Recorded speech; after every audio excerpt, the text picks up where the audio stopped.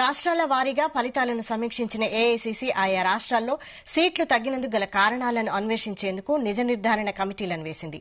మధ్యప్రదేశ్, ఛత్తీస్గఢ్, ఒడిశా, ఢిల్లీ, ఉత్తరాఖండ్, హిమాచల్ ప్రదేశ్, కర్ణాటక, తెలంగాణకి నిజ నిర్ధారణ కమిటీలను అధిష్టానం పంపింది.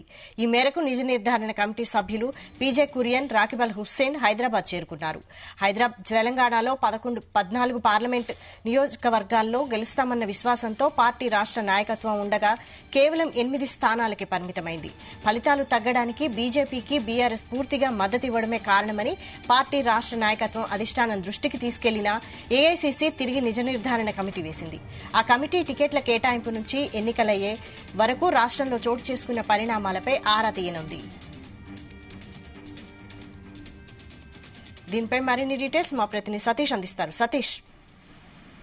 వైశాలి, కొద్దిసేపటి క్రితమే గాంధీ భవన్ కి ఏఐసీసీ నిజ నిర్ధారణ కమిటీ సభ్యులు కూడా చేరుకున్నారు. ఏఐసీసీ కీలక నేత కురియన్ అధ్యక్షతన ఈ కమిటీ కూడా ఏర్పాటు చేశారు. అయితే తెలంగాణలో 8 ఎంపీ స్థానాల్లో కూడా కాంగ్రెస్ ఓటమి చెందింది. అయితే దానికి గల కారణాలేంటి పనిపై కూడా ఇప్పటికే ఇటు ఏఐసీసీ నేతలు కూడా దుస్సరించారు. దీనిలో మెయిన్ గా 4 రాష్ట్రాల ఫలితాలపై కూడా ఇప్పటికే ఏఐసీసీ నేతలు తీవ్ర అసంతృప్తితో ఉన్నారు. ఎందుకంటే 4 రాష్ట్రాల్లో కూడా కాంగ్రెస్ గవర్నమెంట్ ఉండి కూడా అక్కడ ఫలితాలు తక్కువ రావడం, స్థానాలు కూడా తగ్గడంపై కూడా ఇప్పటికే ఏఐసీసీ చీఫ్ మల్లికార్జున ఖర్గేతో పాటు Sonia Gandhi, Rahul Gandhi, AICC general secretary KC Venugopal కూడా ఆగ్రహం వ్యక్తం చేశారు. మొన్న 4 రోజుల పాటు సీఎం రేవంత్ రెడ్డి ఢిల్లీ టూర్లో ఉన్నప్పుడు కూడా ఇదే విషయాన్ని కూడా చర్చించారు.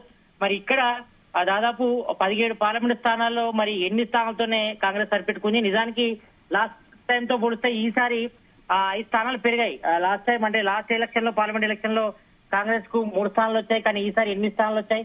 కానీ ప్రజెంట్ మాత్రం సిచ్యువేషన్ చూస్తే మాత్రం తెలంగాణలో కాంగ్రెస్ గవర్నమెంట్ ఉంది కాబట్టి మరి దాదాపుగా 12 నుంచి 14 స్థానాలు గెలవాలని కూడా కాంగ్రెస్ టార్గెట్ గా పెట్టుకుంది. మరి 8 స్థానాలతోనే సరిపెట్టుకుంది. ఇటు కాంగ్రెస్ కు 8 స్థానాలు వచ్చాయి, ఇటు బీజేపీ కూడా 8 స్థానాలే వచ్చాయి. కాబట్టి ఈ నేపథ్యంలో మరి ఇక్కడ సీట్లు తగ్గడం గల కారణాలు ఏంటి, వాటిపై కూడా ఇప్పటికే ఏఐసీసీ నేతలు కూడా ఫోకస్ చేస్తున్నారు. ఈ నేపథ్యంలోనే ఇటు కురియన్ కమిటీ కూడా ఏర్పాటు చేశారు. మరి నిజ నిర్ధారణ దానిపై కూడా ఫోకస్ చేస్తారు.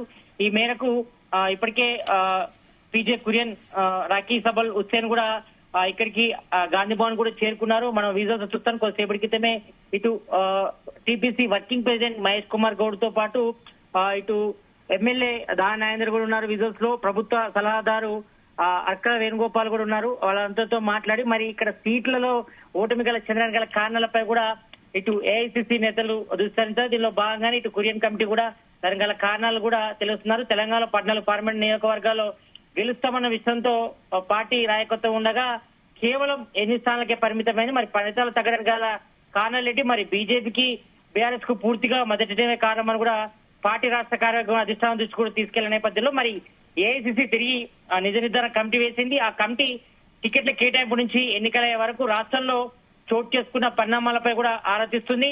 పోటీ చేసిన అభ్యర్థులు నిజ నిర్ధారణ కమిటీ కూడా సమావేశం అవుతారు. మెయిన్ గా ప్రజెంట్ అయితే మాత్రం ఈ 8 స్థానాల్లో ఎవరైతే ఓడిపోయారో వాళ్ళందరితో కూడా అంటే పార్లమెంట్ అభ్యర్థులతో కూడా మాట్లాడి మరి అక్కడ మెజార్టీ తగ్గడం గల కారణాలు ఏంటి, ఎందుకు బీజేపీ పైస్థాయి ఎక్కువ వచ్చినాయి వాళ్ళ సీట్లు, మరి కాంగ్రెస్ కి ఎందుకు తక్కువ వచ్చినపై కూడా ఈ నిజ నిర్ధారణ కమిటీలు కూడా తెలుస్తుంది. మరి ఫలితాల ప్రభావంతో మరి పార్టీ వర్గాలు చర్చ వస్తుంది కాబట్టి మరి కొద్దిసేపటి క్రితమే చేరుకున్నారు. ఇక్కడ తొలుత ఓడినటువంటి 9 మందితో, ఆ తర్వాత గెలిచిన 8 మందితో వేర్వేరు కూడా సమావేశమై అసెంబ్లీ నియోజకవర్గాల నాయకుల సహకారంపై కూడా ఈ కురియన్ కమిటీ కూడా ఆరా తీయనుంది. అయితే ఇప్పటికే గాంధీ భవన్ నుంచి కూడా 17 మంది అభ్యర్థుల సమాచారం అందించడంతో టికెట్ల కేటాయింపు నుంచి ఇప్పటి వరకు జరిగిన పరిణామాలు, అదేవిధంగా ప్రచారంలో దూసుకెళ్లిన తీరు గానీ, అదేవిధంగా ఇప్పటికే తెలంగాణ కాంగ్రెస్ గవర్నమెంట్ ఏర్పడిన తర్వాత 5 గ్యారెంటీలు కూడా అమలు జరిగింది కాబట్టి మరి ఈ 5 గ్యారెంటీలను మరి ప్రజలకు తీసుకోవడంలో మరి కాంగ్రెస్ విఫలమైందా, మరి ఎందుకు ప్రచారంలో ఎందుకు ఫోకస్ చేయలేదు, మరి ఇక్కడ 9 స్థానాలు ఓడిపోవడం గల కారణాలపై కూడా ఇటు కురియన్ కమిటీ మెయిన్ గా దృష్టించింది. దీనిపై కూడా మరి నిజ నిర్ధారణ మరి ఫలితాల్లో ఎక్కువగా 9 స్థానాలు ఓడిపోవడంపై కూడా దృష్టించింది కాబట్టి మరి దీనిలో మొదటి నుంచి కూడా ఇటు టికెట్ కేటాయింపులో కూడా జాప్యం, పట్టున్న వారికి కాకుండా ఇతరులకు టికెట్ ఇవ్వడం, కొందరు నాయకులు పూర్తి స్థాయిలో ప్రచారం చేయకపోవడం వంటి అంశాలపై కూడా ఈ కురియన్ కమిటీ సభ్యులు కూడా ఆరా తీస్తారని కూడా పార్టీ వర్గాలు చేస్తుంది కాబట్టి మరి మెయిన్ గా ఇటు పార్లమెంట్ స్థానాలతో పాటు అసెంబ్లీ నియోజకవర్గాల్లో సమన్వయం చేసినటువంటి కోఆర్డినేటర్లు, అదేవిధంగా అసెంబ్లీ నియోజకవర్గాల ఇన్ఛార్జీలు, పార్లమెంట్ నియోజకవర్గ ఇన్ఛార్జ్ మంత్రులు, సీనియర్ నేతలు కూడా ఆ కమిటీ కలిసే అవకాశం ఉంది. వాళ్ళందరితో మాట్లాడతారు. మాట్లాడిన తర్వాత అందరి అభిప్రాయం కూడా తీసుకుంటుంది ఈ కురియన్ కమిటీ. తీసుకున్న తర్వాత దాదాపు 3 రోజుల పాటు రాష్ట్రంలోని అసెంబ్లీ ఎన్నికల్లో గెలిచిన ఎమ్మెల్యేలతో కమిటీ కూడా సభ్యులు సమావేశం అవుతారు. ఇటు టీపీసీ కార్యవర్గ మెంబర్స్ తో పాటు అదేవిధంగా TPC working president Mahesh Kumar Goud అభిప్రాయం కూడా తీసుకుంటారు. మరి ఇక్కడ ఏ రకంగా ముందుకెళ్లారు మరి పార్లమెంట్ ఎన్నికల్లో అయితే కొంతవరకు కూడా వ్యతిరేకత వచ్చింది. చాలా మంది కూడా ఇటు బీఆర్ఎస్ నుంచి నేతలు కాంగ్రెస్ లోకి రావడం, మరి అందులో కొంతమందికి టికెట్లు ఇవ్వడంపై కూడా ఇప్పటికే కాంగ్రెస్ సంబంధించిన సీనియర్ నేతలు కూడా పెద్ద ఎత్తున విమర్శలు చేశారు.